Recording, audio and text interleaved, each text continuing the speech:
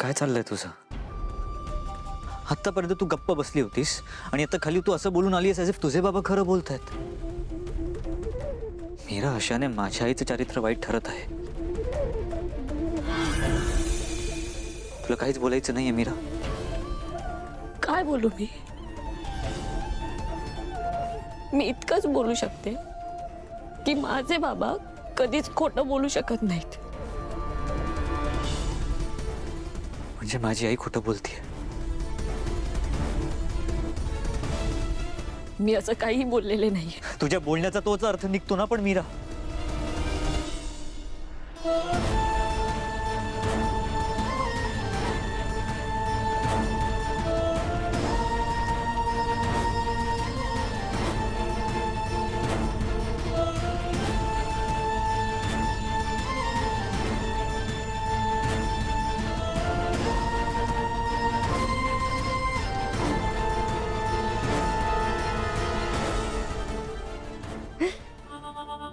मी हरले दादासाहेब, हरले मी.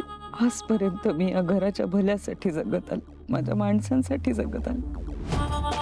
पण आज त्यांच्या नजरेतनं उतरले मी. माझी लेकी सारखी सून मला चारित्र्यहीन समजते. यापेक्षा वाईट काय असू शकतं? दादासाहेब, मी नक्की काहीतरी पाप केलंय म्हणून माझ्यासोबत हे सगळं घडतंय. मंजिरी, तू स्वतःला दोष देणं थांबव. रक्ताची नाती जेव्हा अशा विचित्र पद्धतीने समोर येतात ना, तेव्हा हे असंच होतं.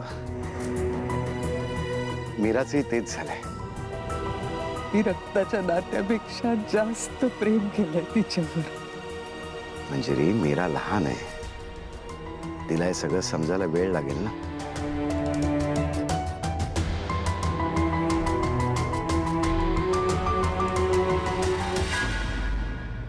मला त्रास देणारे दोघी एकमेकींच्या विरोधात आहेत. सोन्याहून पिवळं. पण फायदा काय त्याचा? हो डॅड, दोन शत्रू एकमेकांशी भांडून भांडून मरतात आणि अशा वेळी बेनिफिट थर्ड पार्टीला होता. म्हणजे दोघांचं भांडण आणि तिघांचा लाभ. आई, मी बोलेल वहिनीशी. सगळं छान चालू होतं, मध्येच काय होऊन बसलंय?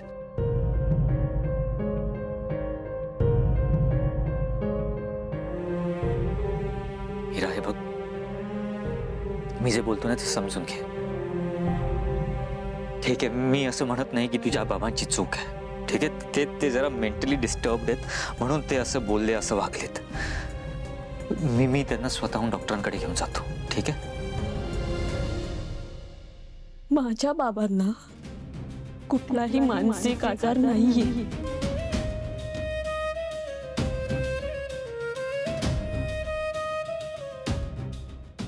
आणि माझी आई कधीच असं वागू शकत नाही.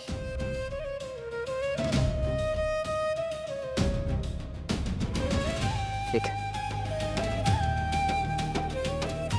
आपण असं करूयात, आपण नंतर बोलूयात. तू हवं तर अजून वेळ घ्या. शांतपणे विचार कर. काही हरकत नाही, काही अर्जन्सी नाही. आपण नंतर बोलूयात.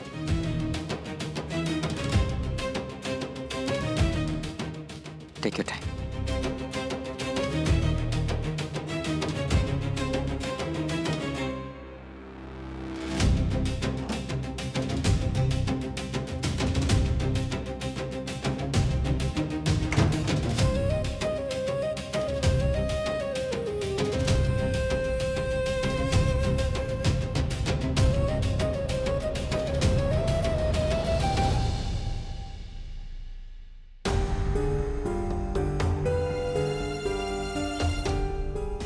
दादा, काय झालं? काय बोलली वहिनी? मला असं वाटतं की आपण तिला वेळ द्यायला हवा. शेवटी ते तिचे बाबा आहेत.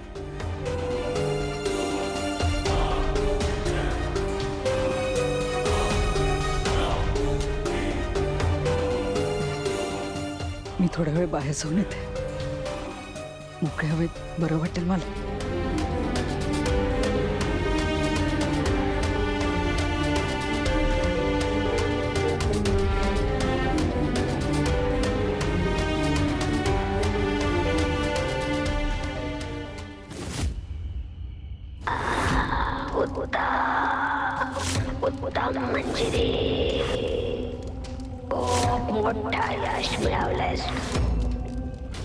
मार्जरी, आतापर्यंत मला जो अनुभव आला होता तो वापरूनच मी हा डाव रचला होता. तुला माझ्यावरती भरोसा नव्हता, पण मला खात्री होती. सुरुवात तर चांगलीच झाली आहे. आता पुढे काय? आता पुढचं काम आणखी सोपं होणार आहे. रामपुरे घराची इमानदार सून अंबिका, जिचा माझ्यावरती खूप विश्वास आहे, ती माझ्यासाठी मीराशी भांडत राहील. आणि मग हा कालमुखमणी मला माझी शक्ती परत देईल. आजच त्या दोघींमध्ये मोठी दरी निर्माण होईल. ताई, तुला माहिती आहे आपले बाबा कधीच खोटं बोलत नाहीत. ते खोटं बोलत नव्हते असं म्हण मीरा. आता त्यांच्या मनाची अवस्था काय आहे ना हे आपल्याला नाही माहिती. अगं तुला माहित नसेल, पण मी माझ्या बाबांना खूप चांगलं ओळखते. हो, पण ओळखणं आणि विश्वास ठेवणं या दोन गोष्टींमध्ये फरक आहे.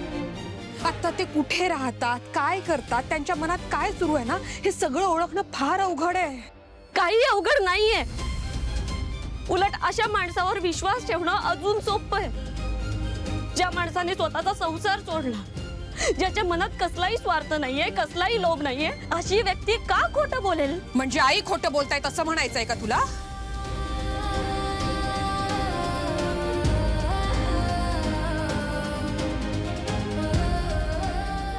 हे बघ मीरा,